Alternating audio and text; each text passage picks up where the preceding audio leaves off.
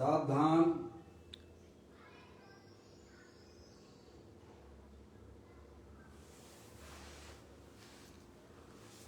अपने चंचल मन को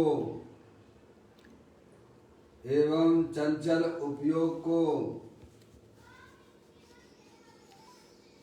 स्थिर करने के लिए जिनवाणी माता के माध्यम से अपनी वर्तमान ज्ञान की पर्याय में सम्यक भेद ज्ञान उत्पन्न करते हुए शरीर और शरीर से भिन्न जितने भी चेतन अचेतन पदार्थ हैं उनका मुझ भगवान आत्मा से किसी भी प्रकार का कोई संबंध नहीं है। इस प्रकार सम्यक भेद ज्ञान पूर्वक शरीर आदि पर पदार्थों का लक्ष्य छोड़ के अंदर जो अखंड ज्ञान ज्योति स्वरूप भगवान आत्मा है उसमें ही वर्तमान पर्याय का संबंध जोड़ते हुए कि मेरा ये भगवान आत्मा सदा काल शरीर आदि पर पदार्थों से भिन्न प्रकट अखंड ज्ञान ज्योति स्वरूप है। ऐसा अपने आप को जानो और ऐसा ही अनुभव करो कि मैं वर्तमान में ही शरीर आदि पर पदार्थों से भिन्न प्रकट अखंड ज्ञान ज्योति स्वरूप भगवान आत्मा हूँ।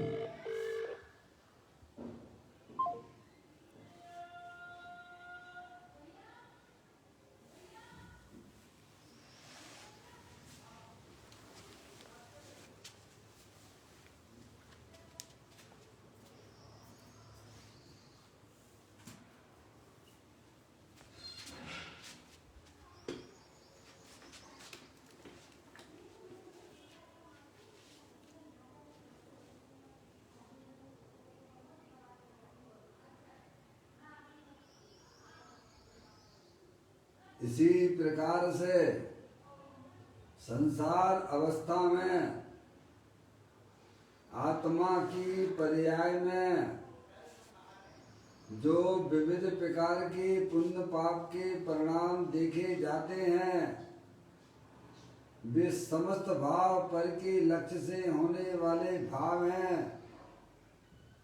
वे हमारे आत्मा का स्वभाव नहीं है।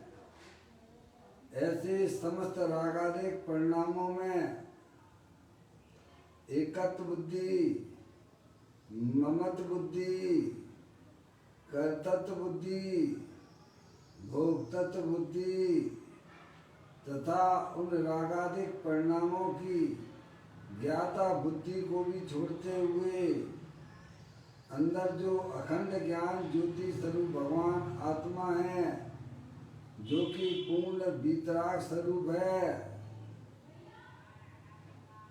ऐसे ज्ञायक प्रभु परमात्मा में शरीर रागादिक परिणतियों का लक्ष्य छोड़ के मैं तो तीनों काल वीतराग विज्ञान घन स्वरूप भगवान आत्मा हूँ। ऐसा अपने आप को जानो और ऐसा ही अनुभव करो कि मैं वर्तमान में ही शरीर रागादिक से भिन्न पूर्ण ज्ञानानंद स्वरूपी भगवान आत्मा हूँ।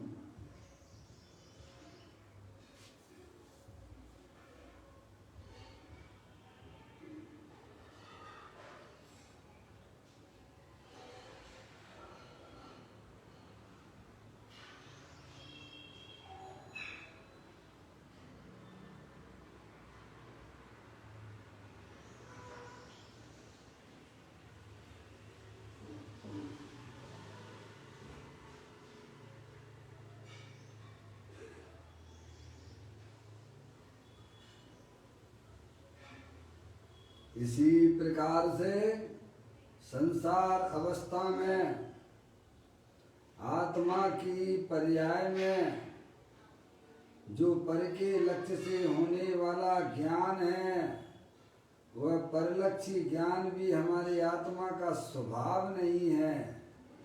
ऐसे समस्त परलक्षी ज्ञान में भी सम्यक भेद ज्ञान उत्पन्न कीजिए कि मेरा ये भगवान आत्मा खंड खंड ज्ञान की पर्याय से विभिन्न एकमात्र खंड ज्ञान ज्योति स्वरूप है। ऐसा अपने आप को जानो और ऐसा ही अनुभव करो कि मेरा ये भगवान आत्मा सदा काल शरीर रागादिक और परलक्षी ज्ञान की पर्याय से विभिन्न एकमात्र खंड ज्ञान ज्योति स्वरूप है।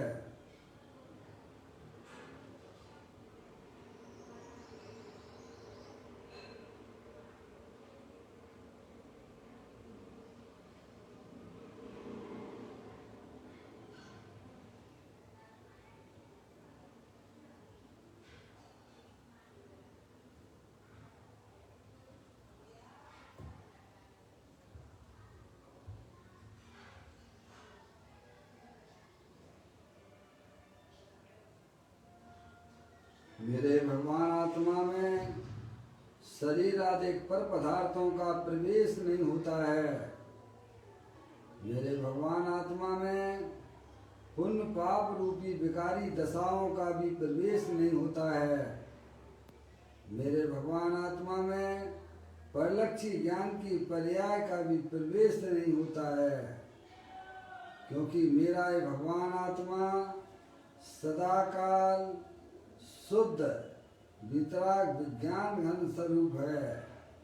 ऐसा अपने आप को जानो और ऐसा ही अनुभव करो कि मैं तो तीनों काल शुद्ध वितराग विज्ञान घन स्वरूप भगवान आत्मा हूँ।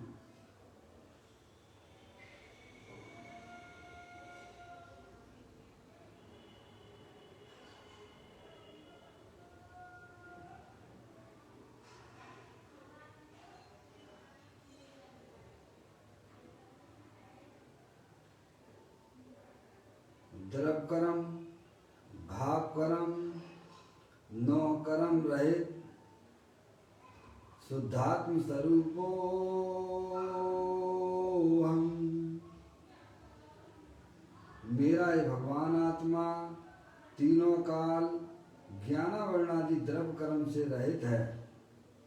मेरा ये भगवान आत्मा भाव कर्म मोह राग देश रूपी परिणामों से भी रहित है। मेरा ये भगवान आत्मा शरीर आदि 9 कर्मों से भी रहित है। मैं तो तीनों काल परम पवित्र शुद्धात्मा हूँ। ऐसा अपने आप को जानो और ऐसा ही अनुभव करो कि मैं वर्तमान में ही द्रव कर्म भाव कर्म 9 कर्म रहित परम पवित्र शुद्धात्मा ही हूँ।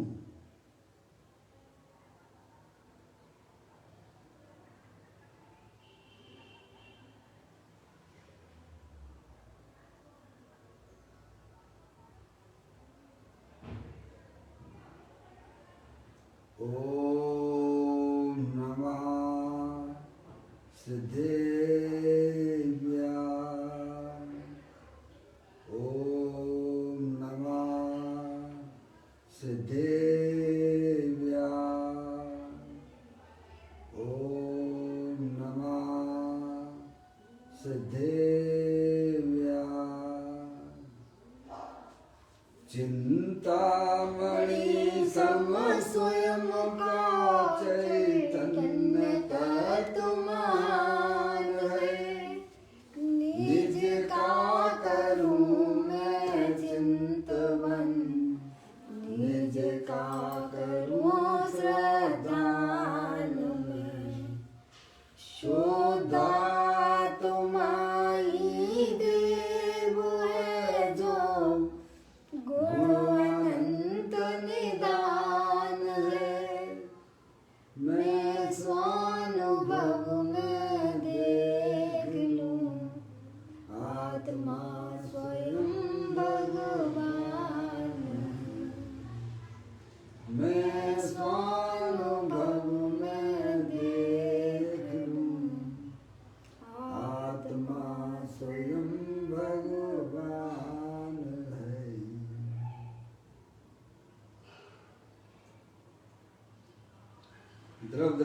विनेश्वर और पर्याय दृष्टि विनेश्वर की चर्चा महान ग्रंथ के माध्यम से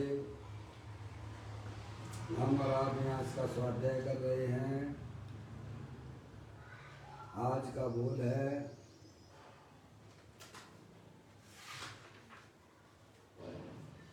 874वें नंबर का बोल है, पेज नंबर 198 पर यह बोल आया है।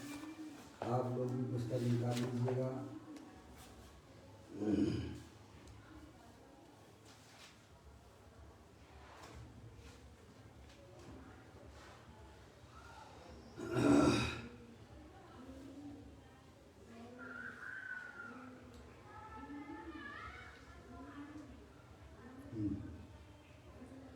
स्वानुभूति के काल में अनंत गुण सागर आत्मा अपने ज्ञान आनंद आदि अनंत गुणों की चमत्कारिक स्वाभाविक पर्यायों में रमता हुआ प्रकट होता है। आहा, इंद्र के इंद्रासन में भी जिसकी गंध नहीं है, ऐसे आनंद से रमता हुआ प्रकट होता है।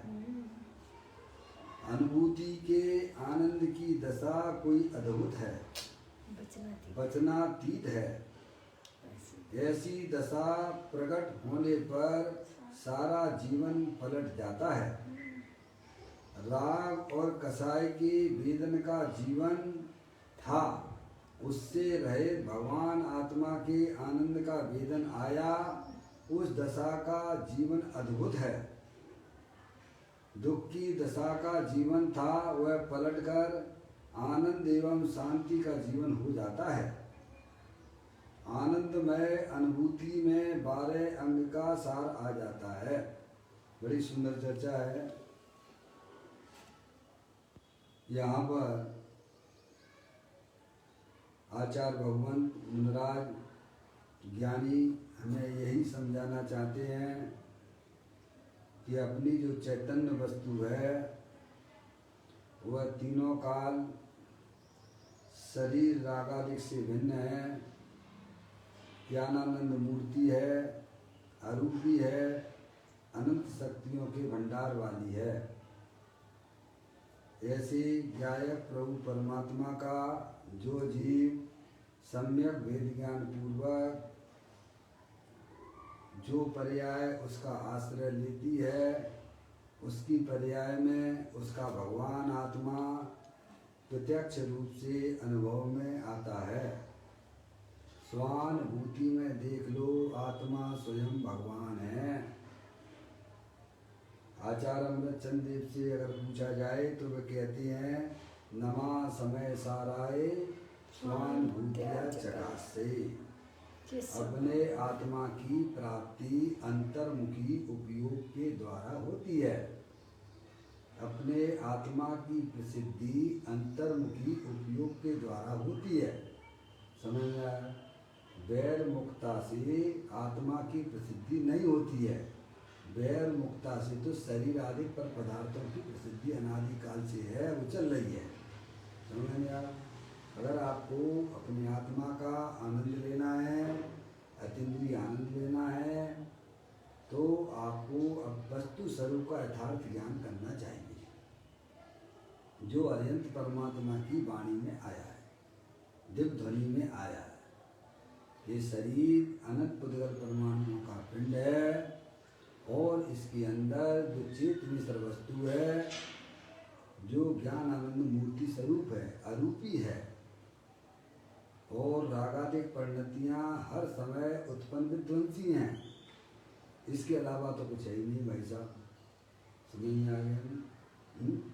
शरीर है, रागादिक परिणतियाँ हैं और चैतन्य स्वरूपी भगवान आत्मा है, अनादि अनंत विराजमान है। और क्या है भाई साहब? तो कहते हैं ऐसे आत्मा की प्राप्ति किन जीवों को होती है, तो वो यहाँ बताते हैं। देखो सुनिए आप, स्वानुभूति के काल में अनंत गुण सागर आत्मा अपने ज्ञान आनंद आदि अनंत गुणों की चमत्कारिक स्वाभाविक पर्यायों में रमता हुआ प्रकट होता है। कब प्रकट होता है? चैतन्य वस्तु है ना, ये देवर में विराजमान। कहते हैं स्वानुभूति के काल में। कौन से काल में, कौन से समय में? स्वानुभूति के काल में, अनुभव के समय में, यानी जब पर्याय की दशा द्रव्य स्वभाव के सन्मुख होती है तब। स्वानुभूति का मतलब क्या है? अपने आत्मा की अनुभूति। क्या समझे आप? स्वानुभूति यानी स्व यानी शुद्धात्मा का अनुकरण करके जो पर्याय में निराकुलता की उत्पत्ति होती है, वहाँ पे आत्मा की प्रसिद्धि होती है। समझ लेंगे आप, वैर मुखता से नहीं। कहते स्वानुभूति के काल में, एक एक शब्द को आप सुनिए आप। स्वानुभूति के काल में अनंत गुण स्वरूप आत्मा। कैसा है भगवान? आत्मा अनंत गुणों का गोडाउंस है, अनंत शक्तियों के भंडार वाला है। जीवत शक्ति, चित शक्ति, दृष्टि शक्ति, ज्ञान शक्ति, प्रबोध शक्ति, सुख शक्ति, वीर शक्ति, विभुत्व शक्ति, सर्वदर्शिक शक्ति, सर्वगत शक्ति, स्वच्छत्व शक्ति। समझ गए नहीं आप? ऐसी अनंत अनंत गुणों का भंडार है।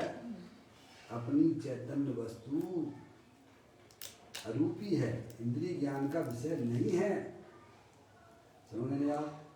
तो कहते हैं स्वानुभूति के काल में अनंत गुण सागर आत्मा अपने गुण, अपने ज्ञान आनंद आदि अनंत गुणों की चमत्कारिक स्वाभाविक पर्यायों में रमता हुआ प्रकट होता है। कैसा प्रकट होता है? स्वाभाविक पर्याय में रमता हुआ। आप अंदर का जीवन तो देखो कैसा है। बैर मुक्त जीवन तो अनादिकाल से जीते चले आ रहे, मर रहे हो, उसमें जिंदगी तो है नहीं। क्या बैर मुक्ता आत्मा के लिए सबसे बड़ी फांसी है। और अमृत कुंडक तो अंतर्मुक्ता है। अपने भगवान आत्मा की अमृत का पान होता है। बैर मुक्ता में तो ये आत्मा निरंतर भाव मरण, ये भाव कर्म शब्दियों से करता आया है। कब से करते आ रहे हो भाई साहब? सदियों से। आप कब से हो इस दुनिया में? अनादि से। आप इस दुनिया में कब से हो भैया? अनादि से। अपने आप को 40-50 साल वाला शरीर से ना देखना। तुम जानने देखने वाले अमूर्त पदार्थ आत्मा हो। तुम्हारा ना जन्म होता है, ना कभी मरण होता है। समझ में आया भैया? ऐसी चैतन्य वस्तु दे देवल में स्थायी रूप से विद्यमान है। तो कहते हैं कि अनंत गुणों के भंडार वाला है, अनंत शक्तियों के भंडार वाला है। ऐसी निर्विकल्प वस्तु आनंदमय, उसे वचनों के द्वारा उसे कहा नहीं जा सकता। समझ गए आप? वो तो रसा पान करो आप अपनी पर्याय में सम्यक भेद ज्ञान की ज्योति जला लो।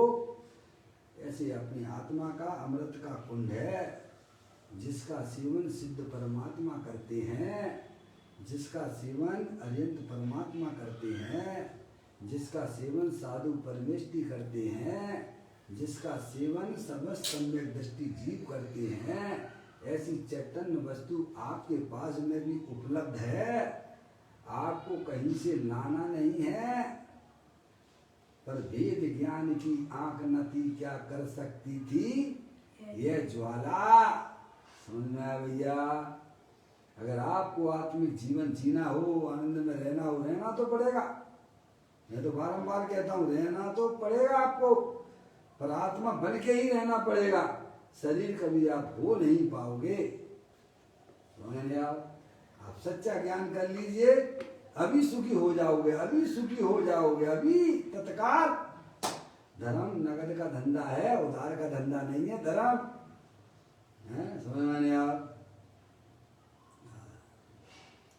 धर्म न जानत बखानत भरम रूप ठोर ठोर ठानत लड़ाई पक्षपात की भूलो अभिमान में न पाँव धरे धरनी में हृदय में करनी विचारे उत्पात की फिर डमाडोल सो कर्मन की कल्लोलन में बह रही अवस्था जैसे बंगले के से पात की जाकी छाती ताती कारी कुटीर को वाती भाती ऐसो ब्रह्म घाती मिथ्यात्व महापाती। भाई साहब धर्म के स्वरूप कोई जीव ने कभी समझा ही नहीं है। वैर मुक्ता को इसने धर्म मान रखा है। ये अनादि काल की इसकी कुटेव है। जबकि अरिहंत परमात्मा कहते हैं अंतर्मुखी हुए बिना किसी की पर्याय में धर्म रूपी पर्याय उत्पन्न नहीं होती है। अपनी आत्मा का आनंद लेने का नाम धर्म है। क्या भैया है? किसका आनंद लेना है? अरे पर का तो तू आनंद कभी ले नहीं सकता है। पर को स्पर्श तक नहीं कर सकता है तो आनंद लेने की बात है तो छोड़ दे है? उसमें तेरा आनंद भी नहीं है और तुझे मिलेगा भी नहीं। चाहे सामने साक्षात सिद्ध परमात्मा भी क्यों ना बैठे हो, उन्होंने अपनी पर्याय में अनंत सुख भी प्राप्त क्यों ना कर दिया हो, तो भी तुम्हें एक अंश भी सुख का नहीं दे सकते हैं। अगर तुम्हें सुख चाहिए तो अपनी वर्तमान ज्ञान की पर्याय में जो जिनेन देव परमात्मा ने जो तत्व का स्वरूप बताया है उसका तुम निर्णय कीजिए। क्या फिर आपका वह सुख आत्मिक आनंद कोई छीन नहीं सकता है। किसी में ताकत नहीं है जो आपको आपके आत्मिक आनंद से दूर कर सके। ज्ञानियों ने वह करके दिखा दिया है। समझ में आया? चाहे वह श्रावक हो और चाहे वह मुनि हो, सब ने बस ये चीज जो भगवान ने बताई है अंतर्मुखी उपयोग के द्वारा अपने ज्ञान परमात्मा को प्राप्त किया है। सब कर सकते हैं। सब संगी पंचेंद्रिय जीव तो कर ही सकते हैं, संगियों तो नहीं कर सकते। समझने आप चाहे त्रियंश गति का जीव हो, संगी पंचेंद्रिय, चाहे नारकी जीव हो, चाहे देव गति का जीव हो, मनुष्य तो बहुत ऊंचा काम कर सकता है। समझ में आया भैया? सम्यक दर्शन के लाले पड़ रहे हैं, गजब हो रहा है। जब तक हमारी आत्मा में आत्मा का आनंद नहीं मिलेगा तब तक क्या भाई साहब कितनी भी भगवान की भक्ति करो, कितने भी सिद्ध क्षेत्र के चक्कर लगाओ, समझ में आया भाई साहब? आपके संसार का एक भी भव कम होने वाला नहीं है। अपने आत्मा से मिलिए, अपने आत्मा का आनंद लीजिए जो कि तीनों काल आनंद स्वरूप है। कहते हैं स्वानुभूति के काल में अनंत गुण सागर आत्मा अपने ज्ञान आनंद आदि अनंत गुणों की चमत्कारिक स्वाभाविक पर्यायों में रमता हुआ प्रकट होता है। क्या है? जब पर्याय अंतर्मुखी हुई, भाई साहब आनंदी आनंद आनंदी आनंद आनंदी आनंद आनंदी आनंद, जितना लूट सकते हो उतना लूट लो। जब आपके बर्तन का पानी उधर सामने समुद्र बह रहा है भाई साहब, वह बर्तन का पानी तभी तक बर्तन का पानी कहलाता है जब तक वह समुद्र से संबंध नहीं बना लेता है। और जैसे ही समुद्र से उसने संबंध बनाया उस पानी बर्तन के पानी ने, तो वह पानी फिर बर्तन का पानी नहीं कहलाता है, समुंदर का पानी कहलाता है। उसे ढूंढने जाओगे तो पानी तुम्हें मिलेगा नहीं। समझ में आया? ऐसे ही जब पर्याय भेद ज्ञान के द्वारा अपने ज्ञान सागर में जाती है, सुख शांत रस से लवालव्य ज्ञान सागर आत्मा, बेभ्रम की चादर हटा सर्वांग पर घटे आत्मा। ये बाबू जन इस लोक के सब एक साथ नहा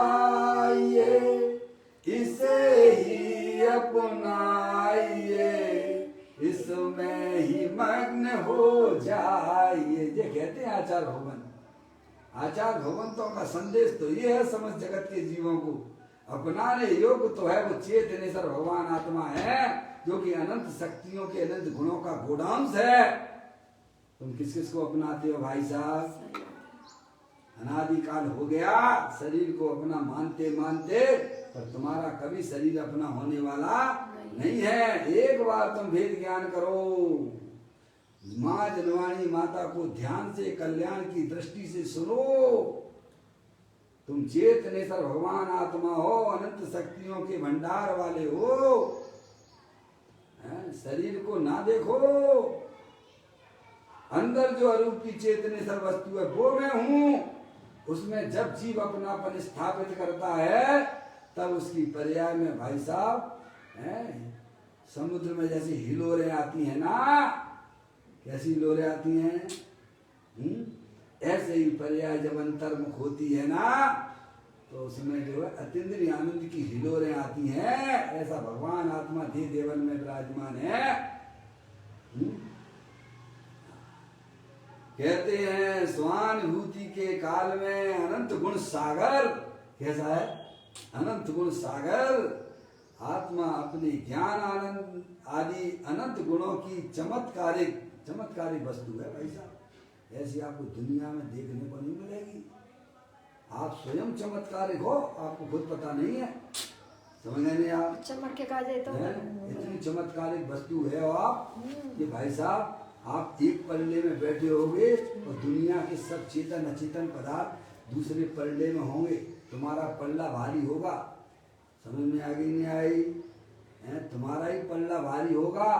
दूसरे पल्ले पर जितने भी भाई साहब जीव द्रव्य हैं अनंत आके बैठ जाएं, जगत के समस्त पर पदार्थ आके बैठ जाएं, सब बैठ जाएं आके, चेतन अचेतन सब समय का सब, अरे सिद्ध परमात्मा भी आके बैठ जाए तो भी तुम्हारा पल्ला भारी होगा। ऐसी चमत्कारिक वस्तु तुम्हारे पास में है, तुम उसकी कीमत नहीं करते हो, तुम्हें ज्ञान नहीं है। बस बेरे समझ में आया भैया? कभी धर्म की बात सुनी नहीं है भाई साहब, आत्मा की बात कभी सुनी नहीं है, इसलिए बैरमुखी होकर चलो चलो चलो चलो चलो। कहाँ चलो भैया? लोकाकाश में रहने वाले हो, लोकाकाश में रहोगे, लोकाकाश में नहीं जाने वाले हो। भैया कहते हैं स्वानुभूति के काल में अनंत गुण सागर आत्मा को अपने ज्ञान आनंद आदि अनंत गुणों की चमत्कारिक स्वाभाविक पर्यायों में रमता हुआ प्रकट होता है। कैसा प्रकट होता है? कैसा मिलन होता है द्रव्य और पर्याय का भाई साहब, ये अनोखा मिलन है। सही बात है। ये जिंदगी में कभी आत्मा ने कभी किया नहीं है। कर लेता तो और जिस दिन कर लेगा वो आत्मा निहाल हो जाएगा और अल्पकाल में पर्याय में परमात्मा भी हो जाएगा। समझ में आएगी भाई साहब? जिस दिन पर्याय का मिलन द्रव्य से हो जाता है ना, सम्यक दर्शन और सम्यक ज्ञान तो तत्काल हो जाते हैं। और अल्पकाल में भाई साहब वह केवल ज्ञान और सिद्धि की पर्याय भी प्राप्त कर लेता है। आहा, इंद्र के इंद्रासन में भी जिसकी गंध नहीं है, क्या कहा? हजारों देव इंद्र की सेवा करते हो, 32,000 मुकुट वाले राजा, 32,000 मुकुट के राजा, बोलो हैं कितने कितने देव एक एक इंद्र की सेवा करते हैं। विमानों का समझिए, पर वो बैरमुखी होने के कारण दुखी है। समझ में आया? सही बात है। यानी त्रियंश गति का जीव भी हो क्या, वह भी आत्मा का अनुभव बढ़ रहा है, उससे ज्यादा अनंत सुखी है। जटायु बच्ची। समझ में आया कि नहीं आया? अब उस सुख को कैसे वचनों से कहा जाए? सही बात है। आप तो स्वयं करके देख लीजिए। आप प्रभु ने जो मार्ग बताया है, आप अपनी ज्ञान की पर्याय में निर्णय कीजिए। सुनोगे तो निर्णय करोगे, अब सुनोगे ही नहीं तो दूर दूर भागोगे तो कैसे मिलेगा भाई साहब? आप सोचिएगा, कोई भी चीज होती है भाई साहब, पहले आप उसकी जानकारी लेते हो तभी तो आगे चलते हो ना। जानकारी के अभाव में, आत्मा की जानकारी के अभाव में जीव यूं ही घूम रहा है। कोलू की बैल की तरह। सही बात है, सुबह से शाम समझ चला में रहा आया? है कोलू की बैल की तरह। कोलू की बैल की तरह पिस रहा है। सोच रहा हम बहुत आगे मैंने आप ज्ञानियों के पास में उसका ज्ञान है, उस आत्मा का श्रद्धान है, निर्णय है। ऐसा निरंतर अपनी आत्मा का आनंद जानते हैं। अभी चारित्र बहुत बाकी है, जानते हैं, लेकिन उसकी वो परवाह करते नहीं है। समझने आप? श्रद्धान का आनंद ले रहे हैं। कहते हैं इंद्र के इंद्रासन में भी जिसकी गंध नहीं है, समझने ऐसा अतीन्द्रिय आनंद सुख की प्राप्ति होती है। ऐसे आनंद में, ऐसे आनंद से रमता हुआ प्रकट होता है। जब जीव की पर्याय में अंतर्मुक्ता हो जाती है, तब भाई साहब उसके सुख की क्या बात कही जाए। उसका मिलन कोई ऐसे वैसे से नहीं हुआ, त्रिलोकीनाथ से हुआ है। पर्याय का मिलन किससे हुआ है? अपने त्रिलोकीनाथ से हुआ है। तो कहते हैं ऐसे आनंद से रमता हुआ प्रकट होता है। प्रकट होता है मतलब पर्याय में, प्रकट मतलब पर्याय में, समझ नहीं आप? प्रकट होता है। अनुभूति के आनंद की दशा कोई अद्भुत है। कैसी कह दिया? अद्भुत है, अद्भुत से अद्भुत। जो पर्याय अपने द्रव के सन्मुख होकर आनंद लूट रही है, उसकी भाई साहब शब्दों में कहीं नहीं जा सकता है। आप ये समझ लीजिए, उसके आनंद को किसी भी शब्दों में ताकत नहीं है जो उसे बता सके। समझिए आप? तो इशारा समझ लीजिए प्रभु का। बस भगवान के दर्शन करने जाते हो तो भगवान के दर्शन करके क्या प्राप्त करके लेके आते हो, बताओ? हैं? जब तो कुछ देते नहीं तो वीतरागी है सब। अरे बहुत देते हैं, तुम में लेने की ताकत नहीं है। भव्य जीव होते हैं, बहुत कुछ लेके आ जाते हैं भगवान से। तुम तो भिखारी की तरह जाते हो, भिखारी बन के लौट के चले आते हो। समझ गया? तुम्हें चाय अपने आत्मा की नहीं है, तुम्हें अंदर में चाय चल रही है पर पदार्थों की, पुण्य की चाय चल रही है। समझ में आया भैया? इसीलिए तुम्हें कुछ नहीं मिलता। बिन मांगे मोती मिले, मांगे मिले ना भीख। भक्त जो है प्रभु से बहुत कुछ ले लेते हैं। कहते हैं अनुभूति के आनंद की दशा कोई अद्भुत है, क्योंकि पर्याय का मिलन द्रव्य से हुआ, त्रिलोकीनाथ से हुआ है। अद्भुत है और वह वचनातीत है। उसे वचनों के द्वारा भी बताया जा सकता नहीं। आप स्वयं अनुभव करके देख लीजिए। क्या ऐसा आत्मिक आनंद पर्याय में प्रकट होगा जो अनंत काल से तुमने कभी प्रकट नहीं किया है। समझे? वैर मुक्ता में सुख मानते आए हो, रसना इंद्री से सुख मिल जाएगा, बढ़िया बढ़िया व्यंजन खाने से सुख हो जाएगा। मूर्ख हो एक नंबर के छठे चढ़ाए। समझ में आया? ये जड़ पदार्थ हैं, उनमें सुख नाम का गुण नहीं है। और तुम बोलते हो आज की आनंद कीजिए, भोजन बढ़िया कर लिया तो क्या हो गया भाई साहब? आज की आनंद की जय। तुम उससे तो पूछो भोजन से, क्या तेरे में सुख नाम का गुण है क्या? तो तुझे सुख कैसे मिल गया उससे? कभी विचार ही नहीं है इन बातों का। समझ में आया भैया? तुम्हारी कसाई की इच्छा की पूर्ति हो गई और तुमने उसकी जयकारा बोल दी। एक समय भी संभलता नहीं है ये आत्मा।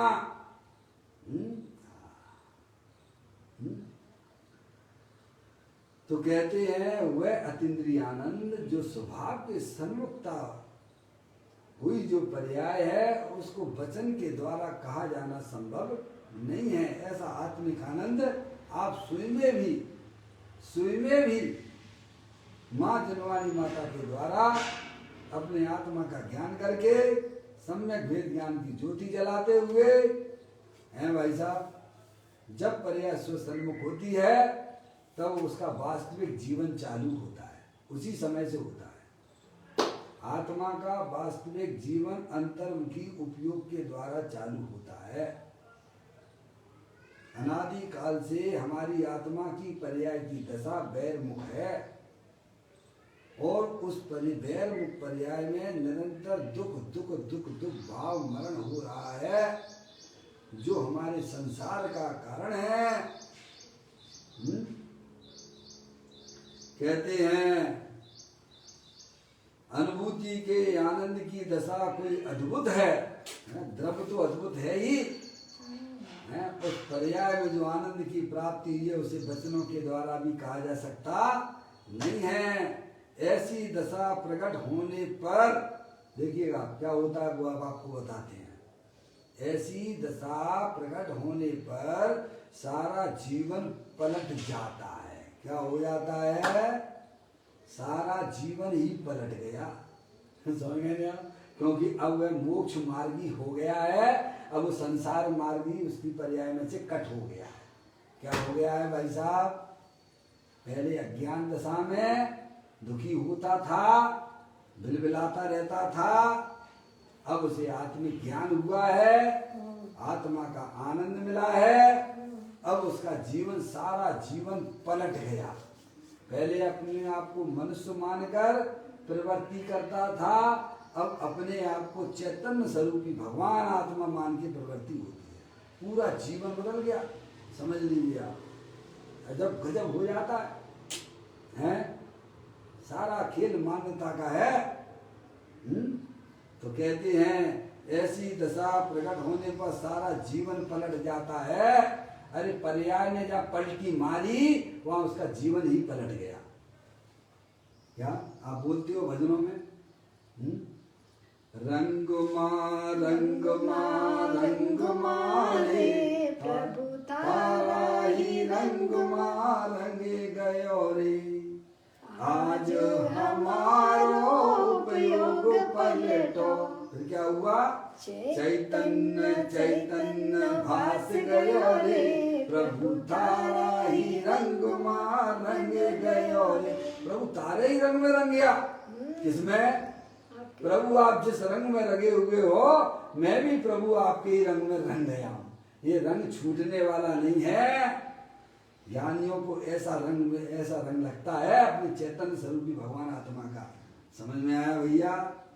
आज हमारो उपयोग पलटो। फिर क्या हुआ?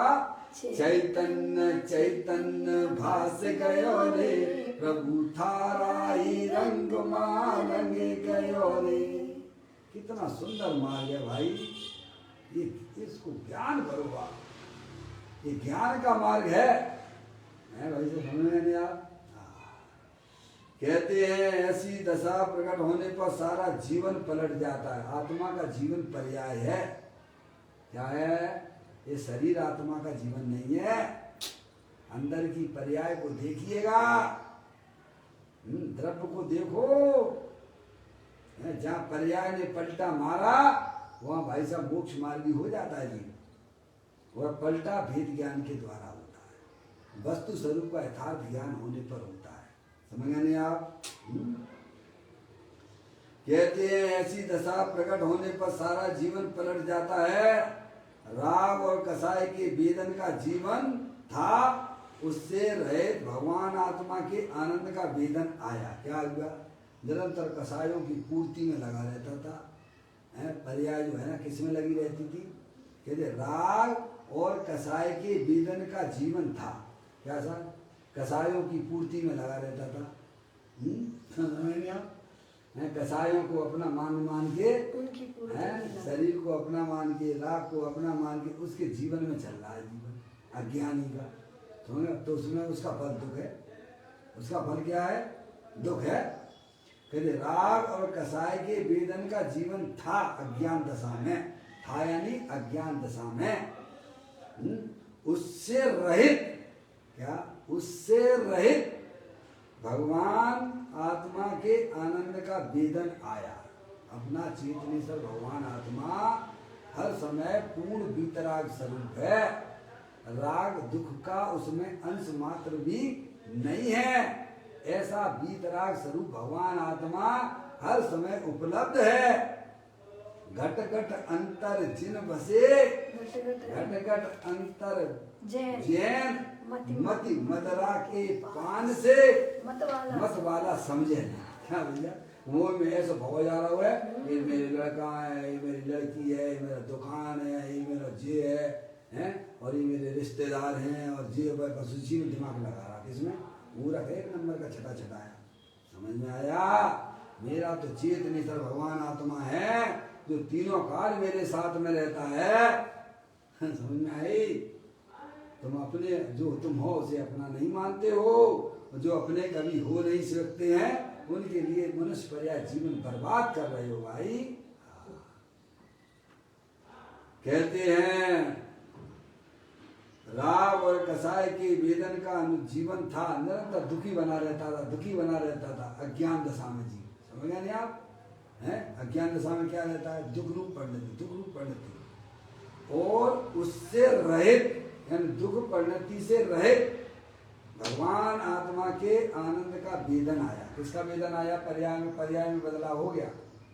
पर्याय में ही संकलित परिणाम होते थे, हैं जो पर के लक्ष्य को पर को अपना मानने से, और पर्याय में ही सच्चा ज्ञान हो गया। तो भाई साहब दुख रूपी परिणति को विदा कर दिया और आत्मिक आनंद, सच्चा आनंद, प्राकृतिक आनंद, अप्रकृतिम अकृत्रिम अकृत्रिम आनंद की प्राप्ति होती है अंतर्मुखता में। आत्मा अकृत्रिम है, किसी ने उसे बनाया नहीं है। ऐसे आनंद लेने की इच्छा नहीं होती है क्या? है?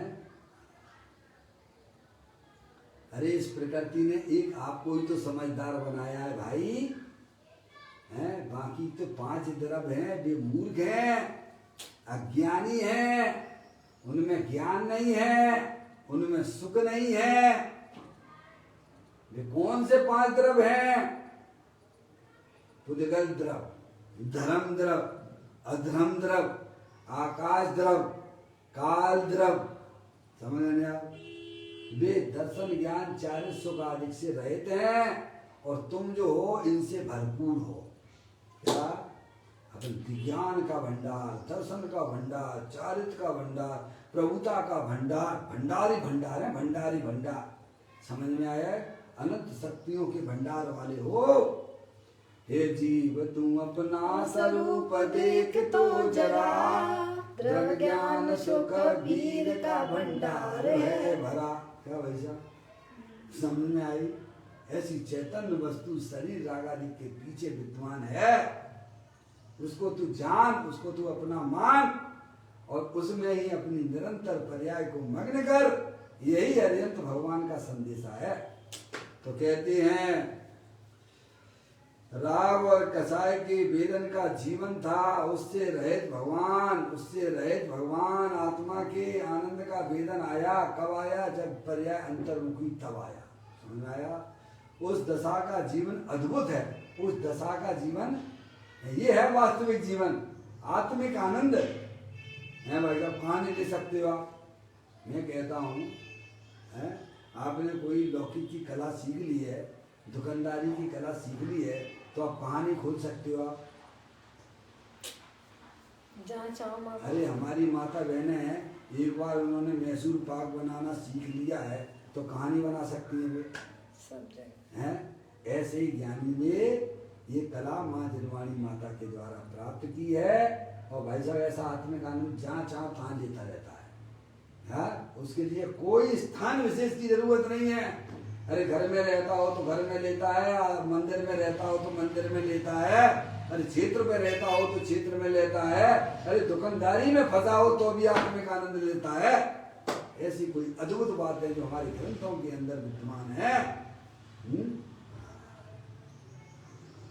कहते हैं राग और कसाय की वेदन का जीवन था, वो तो जीवन नहीं था, वो तो मरण था, भाव मरण है।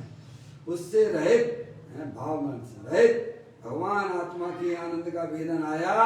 उस दशा का जीवन अद्भुत है, उसे शब्दों के द्वारा नहीं कहा जा सकता। जो पर्याय परिज्ञाय प्रभु परमात्मा का आश्रय लेती है वह जीवन वास्तव में आत्मा का वास्तविक जीवन ये है। कौन सा है? आत्मा का वास्तविक जीवन पर्याय के द्रव्य के सन्मुख होना ही आत्मा का वास्तविक जीवन चालू वहीं से होता है। दुख की दशा का जीवन था, वह पलटकर आनंद एवं शांति का जीवन हो जाता है। क्या हो जाता है? क्योंकि उस पर्याय ने ऐसे वैसे को नहीं पकड़ा है। अब पर्याय की पकड़ में अपना चैतन्य द्रव्य आ गया है। पर्याय में पकड़ छूट चुकी है शरीर की और शरीर से संबंधित जितने भी चेतन अचेतन पदार्थों की। पर्याय ने पकड़ छोड़ दी है कसाय भावों की। पर्याय ने पकड़ बनाई है तो अपने चेतन द्रव्य की बनाई है जो अनंत शक्तियों के भंडार वाला है। तब उसका जीवन क्यों नहीं आनंद में होगा भैया? समझ में आती है बात? दुख की दशा का जीवन था वह पलटकर आनंद एवं शांति का जीवन हो जाता है। ऐसा आनंद आत्मिक आनंद मिलता है। वैसा समझिए आप। आनंदमय अनुभूति में 12 अंक का सार आ जाता है। चाहे कितना पूरे शास्त्रों को पढ़ लीजिए, ग्रंथ का सार अगर आपने निकालना नहीं सीखा और सारभूत वस्तु अगर आपने प्राप्त नहीं की तो आपके भाई शास्त्र पाठी भी मूल है जो निज तत्व अजान। क्या भाई साहब? कितने भी ग्रंथ पढ़ लीजिए, हजारों सैकड़ों लाखों ग्रंथों का सार यही है कि भाई साहब पर्याय की सन्मुखता अपने द्रव्य के सन्मुख होना चाहिए। समझ में आप? यही 12 अंग में यही बात आई है। सारे ग्रंथों का देखा न भाला, सर से ऋषियों का ऋण ना उतारा, सौदा घाटे का कर हाथ माथे पर धर रोवन लागा, सारे साथी जागे तू न जागा, बेला अमृत भरा भक्त क्यों खो रहा, आलसी सो रहा बनिया भागा, सारे साथी जागे तू क्यों ना जागा। है पर्याय में पकड़ होना चाहिए तो अपने चैतन्य द्रव्य की होना चाहिए। यही द्वादशांग का सार है। आत्मानुभूति ही वास्तव में द्वादशांग का सार है। यह बात हमें इस बोल के माध्यम से समझ लेना चाहिए। इस प्रकार यह अपना बोल आज पूरा करता हूँ। कल फिर एक नए बोल के साथ में चैतन्य का स्मरण प्रतिक्षण करो रे, भव के अनंत दुख को पल में हरो रे, अक्षय अनंत निज सो के निधान पाओ, गाओ रे नितय सी के गीत गाओ। 9वां नमोकार मंत्र।